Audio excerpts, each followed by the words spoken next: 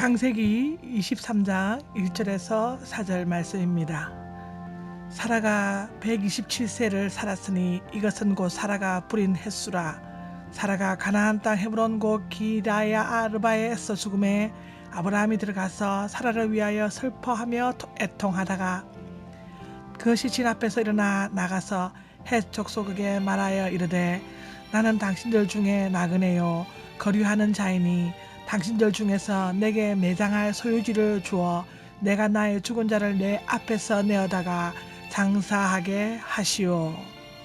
왜 히시루 해와 사라 메아 사라 웰렐림 사하 위세바 살림 세네 해예 사라 에테메 사라 베쿠얏 아바 해 헤블루린 벨릴레 케나엠 웨소보 아브라함 리팻 레사라 윌 보코타 웨세람 아브라함 메아 페네 메토 웨이다브레 베네엘 헷 레모 지아 웨토 삽 어노키 이마킴 테루 어 헤자트 콰바 이마캠 위코베다 메타 멜러파니.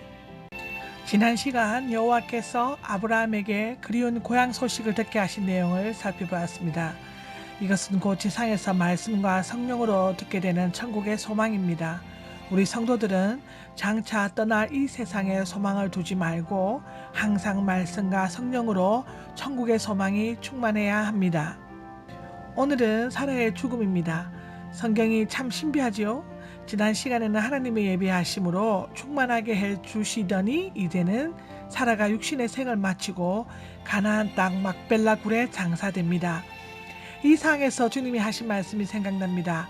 너희는 마음에 근심하지 말라. 하나님을 믿으니 또 나를 믿으라. 내 아버지 집에 갈 곳이 많도다. 그렇지 않으면 너에게 일렀으리라. 내가 너희를 위하여 처소를 예비하러 가노니 가서 너희를 위하여 처소를 예비하면 내가 다시 와서 너희를 내게로 영접하여 나 있는 곳에 너희도 있게 하리라. 요한복음 14장 1절에서 3절 말씀입니다. 사라의 임종과 아브라함이 가나안의 헷 족속 에브론의 밭을 산 이야기는 우리에게 어떤 메시지를 들려주고 있을까요? 먼저 문자적인 의미로서 이 이야기는 창세기 12장 7절에 하나님의 약속이 성취되는 첫 사건이라는 점에서 아주 의미가 깊습니다. 그래서 아브라함의 소유로 증명이 되도록 아주 상세하게 기록하고 있습니다. 또 보면 영적으로 가나안은 천국의 예표입니다. 그리고 아브라함이 에브론의 밭을 산 것은 우리 주님께서 자기 핏값으로 천국을 예비하심을 보여줍니다. 이 사건은 가나안의 중심부에 아브라함의 소유의 깃발을 꽂은 것으로 천국이 예수님의 공로로 우리의 것이 됨을 보여줍니다. 그리고 사라는 교회의 예표로 우리 성도의 예표입니다. 이런 사라가 거기 장사됨은 예수 믿는 성도들이 천국에서 참된 안식을 누릴 것을 시사해 줍니다. 그런데 천국이란 이 지상에서도 믿음 안에서 현재 누릴 수 있는다는 점에서 본문은 귀한 교훈을 주고 있습니다. 그럼 천국을 누리려면 어떻게 해야 합니까? 그것은 간단합니다. 예수 안에서 온전히 죽여져야 합니다. 네, 말은 참 간단하지만 결코 간단하지 않은 우리의 현실이 참 안타깝습니다. 아브라함이 사라가 죽자 슬퍼하며 애통했습니다. 이처럼 성도는 온전히 죽어야 합니다. 그래야 안식을 경험합니다. 주일학교 교사가 예수 믿고 천국 가는 진리를 가르치고 있었습니다. 어떻게 천국에 가지요? 돈으로 가나요? 아니요. 건세로 가나요? 아니요. 노력으로 가나요? 아니요. 그럼 어떻게 가죠? 교사는 지금 예수 믿으면 갑니다 라는 대답을 듣고 싶은 것입니다. 그런데 한 아이가 불쑥 죽여야 가요 라고 대답하는 것입니다. 와 하고 웃었지만 거기에 진리가 있어요. 진정 죽어야 갑니다. 내가 살아있으니 마음의 폭풍이 일고 마음이 지옥처럼 되는 것이지 죽으면 안식입니다. 이 말을 다시 해석하면요. 내 마음대로 내 뜻대로 살다 보면 여기저기서 많은 문제들이 일어나요. 왜냐하면 우리가 다 다르기 때문에 그렇습니다. 그런데 내 감정을 죽이고 내 성격을 죽이고 내 말투도 조심하고 하다 보면 내 자신이 평온해지면 주위 사람들도 평안하게 된다는 그런 뜻입니다. 성도는 육신의 초상집 분위기를 필요가 없지만 신앙적으로는 세상에 대해서는 죽은 별세의 삶을 살아야 합니다. 성도들이 예수 안에서 죽었다 하는데 조금도 죽은 것 같지 않는다면 그것은 별세의 삶이 아닙니다. 아무렇게나 죽으면 소양이 없어요. 근데 불교처럼 이것도 저것도 아닌 무념무상의 죽음이어서는 안 됩니다. 그럼 사라는 어디서 죽었나요? 2절에 사라가 가나안 땅 헤브론 곳 길랏 아르바에서 죽었다고 했습니다. 여기 헤브론은 먼저 연합 동맹이라는 뜻입니다. 우리도 거기서 죽어야 합니다. 즉 우리의 죽음은 예수 그리스도와 연합된 죽음이어야 합니다. 다음에 헤브론의 옛 이름을 살펴보면 길랏 아르바인데 바로 거기서 죽어져야 하는데 그 의미는 내 구역의 성읍, 내 도시입니다. 이 내 도시란 무엇일까요? 사는 성경에서 세상을 상징합니다. 그러니까 사라가 헤브론 곳 기럇아르바에서 죽었다는 것은 우리가 예수 그리스도 안에서 죽되 이 세상과 죄에 대하여 죽는 그런 죽음이어야 함을 보여줍니다. 죽는다 해도 달리 죽으면 안 되고 이 죽음이어야 합니다. 그렇지 않고 도덕이나 수양이나 다른 것으로 말미암아서는 약간의 도움은 될지언정 우리가 천국은 누리지 못합니다. 그래서 갈라디아 2장 20절에 내가 그리스도와 함께 십자가에 못 박혔나니 그런즉 이제는 내가 산 것이 아니요 오직 내 안에 그리스도께서 산 것이라 했습니다.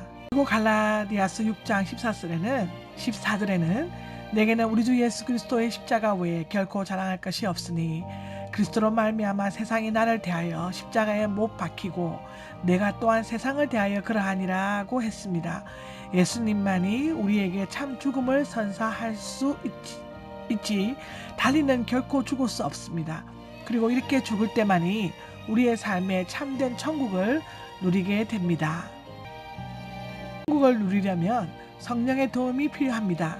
3절 4절에 그 시체 앞에서 일어나 나가서 헷 족속에게 말하여 가로되 나는 당신들 중에 나그네요 우고한 자니 청컨대 당신들 중에서 내게 매장지를 주어 소유를 삼아 나로 내 죽은 자를 내어 장사하게 하소서 했습니다.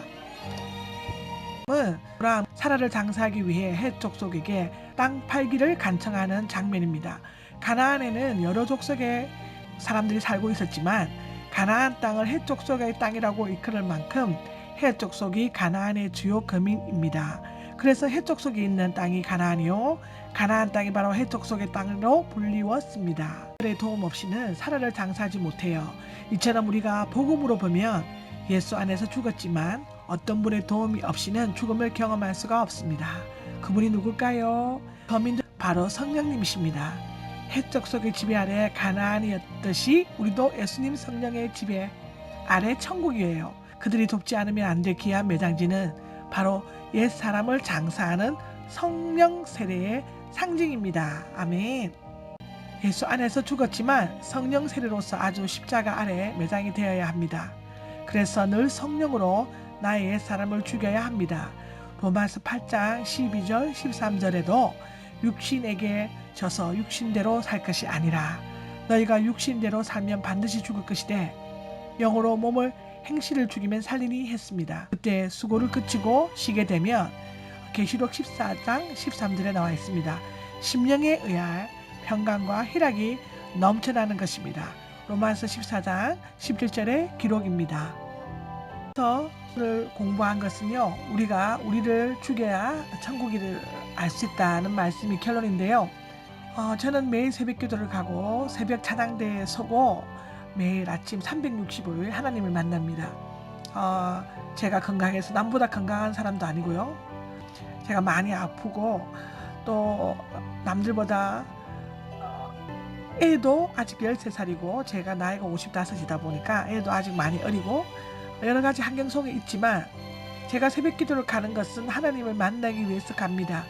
나와 하나님과의 이 하루에 주어진 24시간 속에 나와 하나님과의 시간이 아침에 잠시 2시간 정도의 시간을 하나님과 함께 보내고 찬양하고 말씀 듣고 시작하는 이 삶이 너무나 평온하고 제 마음속에 천국인 것입니다. 제가 아는 천국을 여러분도 다 같이 느끼시며 우리가 천국 하나님 만나러 가는 그날까지 이 세상에 살 잠시 인생에 천국을 매일매일 느끼시면서 살아가시기를 축원하고 기도드립니다. 감사합니다. 아멘.